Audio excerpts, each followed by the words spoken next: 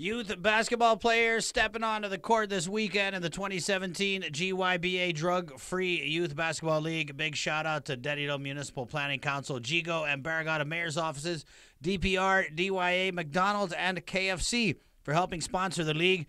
The GYBA has been around for the last 13 years with the Mavericks, Crusaders, Yellow Jackets, and Islanders putting in more teams per age group than other basketball clubs entering the league. Games will be played at the Gigo, Untalan, and Sports Complex gyms. Top 4 teams in each division advance to a single elimination playoff format. U10 co-ed champions, the Mavericks, finished last year's season undefeated, and they're looking to repeat this year. U12 co-ed champs, Yellow Jackets, Blue, also finished unbeaten and looking to go back-to-back this season as well. This year's Shea Su Ying Scholar Athlete finalists will gather at the Al Dente Hyatt Sunday for a chance to be named the Shea Su Ying Scholar Athlete of the Year. Among this year's class, they gathered over 100 AP, IB, and honors classes. They boast a class average grade point average of 3.98 with multiple All-Island MVPs and champions, dozens of All-Island first and second team members, and together volunteered for thousands of hours of community service. This year's Shea Su Ying Scholar Athletes finalists are the cream of the crops of our local high school scholar athletes. Now in its 17th straight year, the male and female winners will each receive $2,000 and a Mac Air laptop.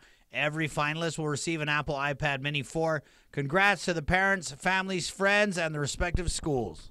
2017 Summer Jam basketball tourney tips off June 16th through August 13th at the Tamuning Gym. Teams in the 8 and under and 18 under divisions will take to the court along with teams in the co-ed and men's varsity divisions. The tournament presented by Aloha Made and Bank of Guam. Teams will compete in a round-robin format followed by single elimination playoff.